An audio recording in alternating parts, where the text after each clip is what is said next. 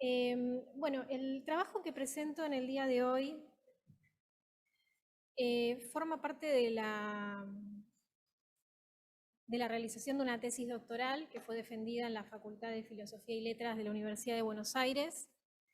y que esa tesis tuvo como principal objeto de indagación las manifestaciones de apoyo al bando liderado por el general Francisco Franco en el marco de la Guerra Civil Española, particularmente desde los miembros de la comunidad española de la ciudad de Buenos Aires. En este trabajo que presento en el día de hoy, el objetivo particular tiene que ver con analizar la interacción que se dio entre parte de esta comunidad española que era afín al franquismo y esa parte de la comunidad española que era mayoritariamente afín al gobierno republicano. O sea, sabemos perfectamente que la Guerra Civil Española generó un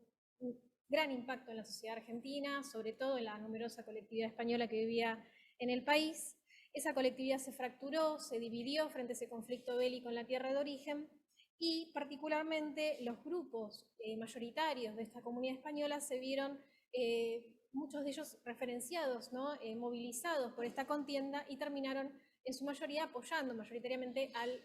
gobierno republicano. Sin embargo, a partir de mis indagaciones doctorales, lo que pude analizar es que existió una importante porción de la comunidad española, sobre todo sectores de la élite, núcleos conservadores católicos que se movilizaron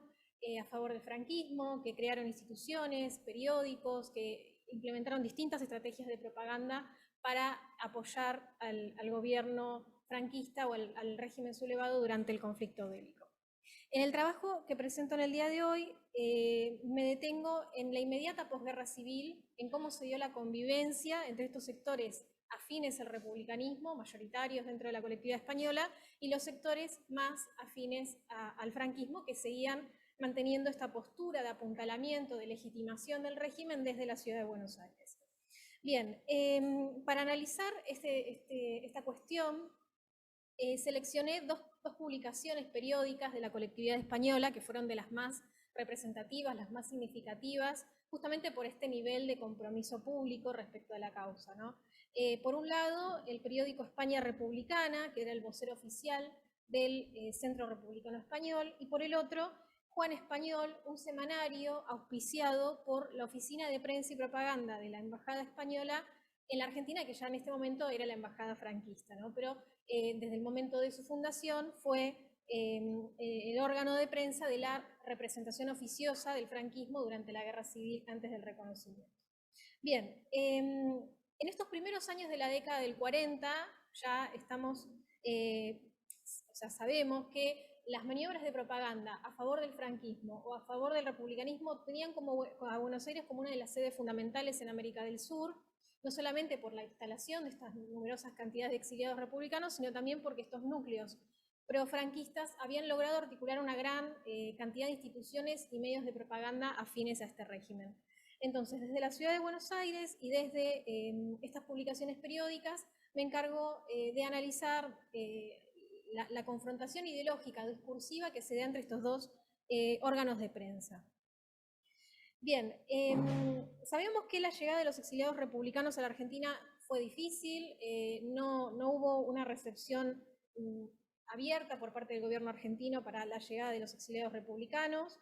Sin embargo, muchos de ellos lograron ingresar al país gracias a la implementación de estrategias individuales de ingreso, que podían ser la reactivación de las cadenas migratorias, la utilización de cartas de llamada, ofertas de trabajo, también el ingreso en condición de turistas o el ingreso en condición de pasajeros en tránsito a otros destinos, y luego se terminaban radicando en el país. La gran presencia de entidades asociativas pro-republicanas en la comunidad española de Buenos Aires sirvió muchísimo para que estos exiliados republicanos se puedan insertar favorablemente en la sociedad argentina. Las más reconocidas fueron el Centro Republicano Español y la Federación de Sociedades Gallegas. Desde esas instituciones se dieron duras críticas al franquismo, a la dictadura posbélica. Las publicaciones periódicas de estas entidades pro-republicanas como Galicia, el órgano de la Federación de Sociedades Gallegas, España Republicana o el Correo de Asturias, entre muchas otras, tuvieron una activa campaña de desprestigio respecto de la dictadura en España y le dieron lugar a muchos de estos exiliados, muchos de ellos intelectuales, alfabetizados, con una posición destacada dentro del espectro político español para que pudieran seguir con su militancia en contra del franquismo desde la Argentina. El embajador español, Antonio Magasí Pers, intervino en reiteradas oportunidades para tratar de frenar el avance de estos periódicos y toda esta campaña de prensa que se había generado en contra del régimen. Sin embargo, no fue sino hasta el golpe de Estado ocurrido en junio de 1943 que el Estado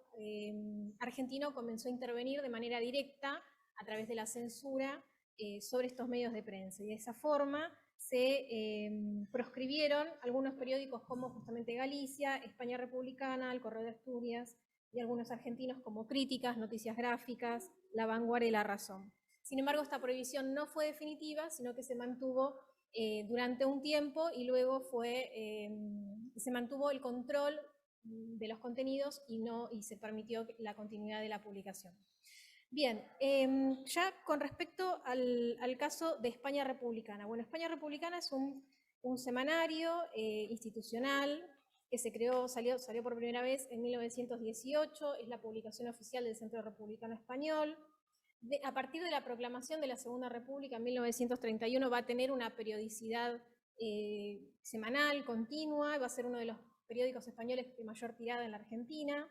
Durante la Guerra Civil fue uno de los núcleos más importantes de promoción en las actividades de solidaridad y de las campañas a favor del republicanismo, y también se fue un foco de atracción para muchos de estos exiliados republicanos.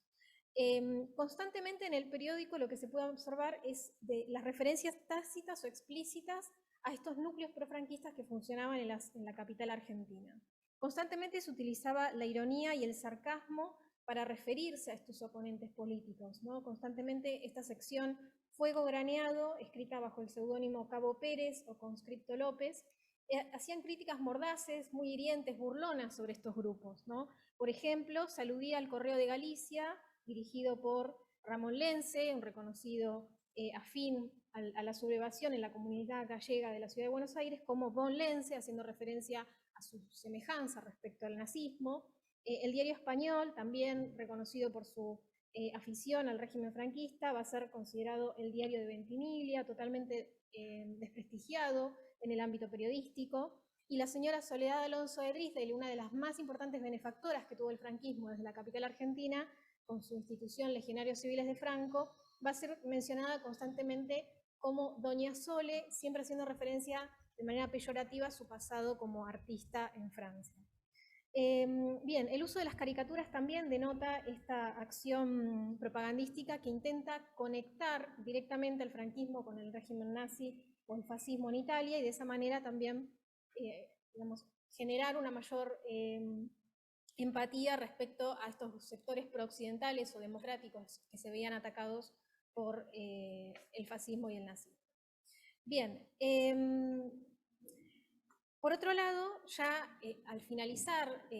la guerra civil, podemos ver cómo desde el franquismo se comienza a articular una suerte de estrategia diplomática de acercamiento a América Latina, que tiene como eje el concepto o la noción de hispanidad, ¿no? Una recuperación simbólica de este lazo que existió entre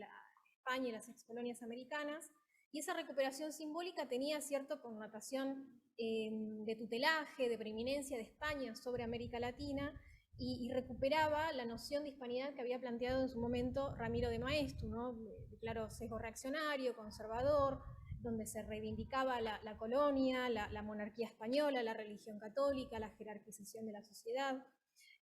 Frente a esta concepción de hispanidad o esta herramienta discursiva utilizada por el franquismo para acercarse a América Latina, los republicanos españoles desde España republicana intentaron construir o armar una alternativa a ese concepto, ¿no? Un concepto de hispanidad que estuviera asociado a los ideales liberales, democráticos de la Segunda República, que recuperara la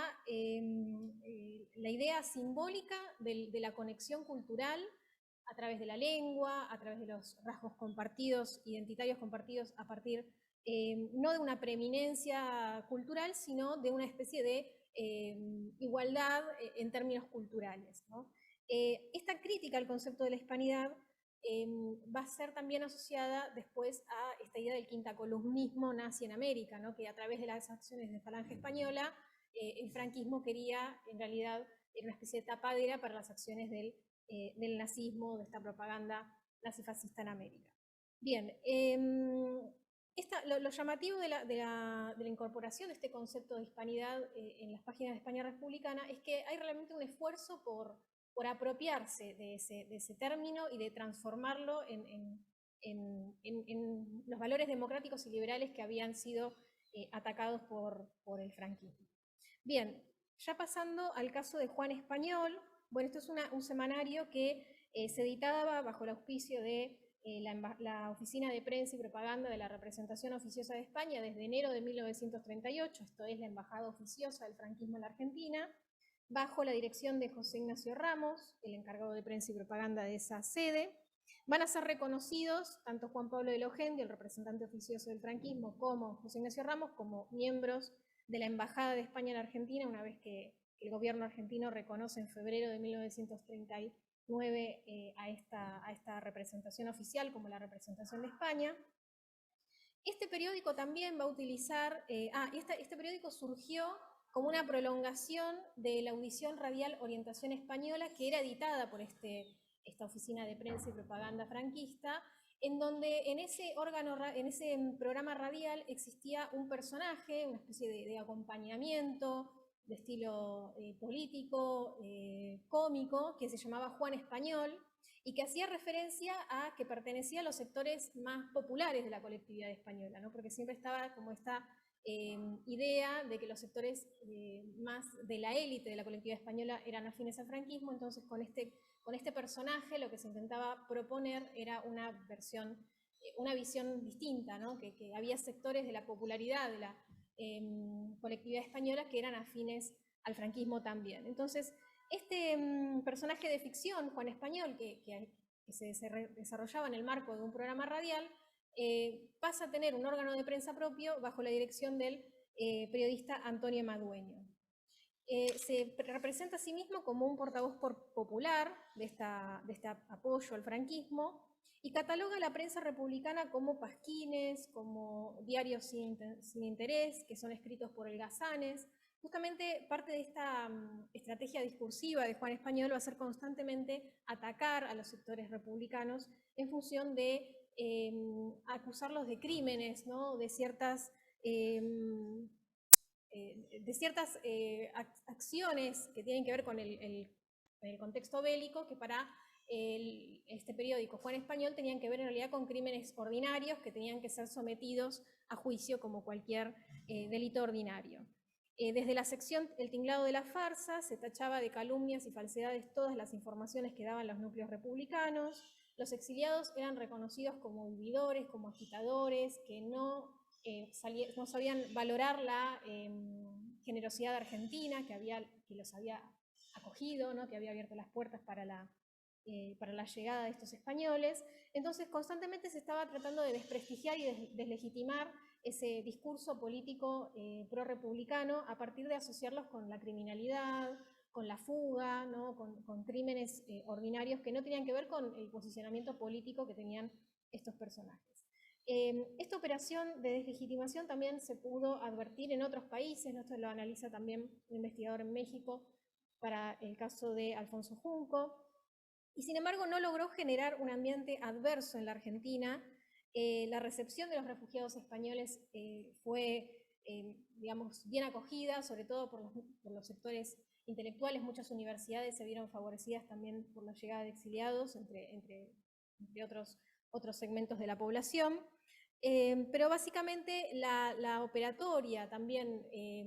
discursiva se iba acompañando con estas caricaturas, ¿no? Con una mirada bastante peyorativa y muy negativa sobre el exilio, ¿no? Con respecto ya, para finalizar, con respecto a las conclusiones, lo que podemos plantear es que en este contexto de la inmediata posguerra civil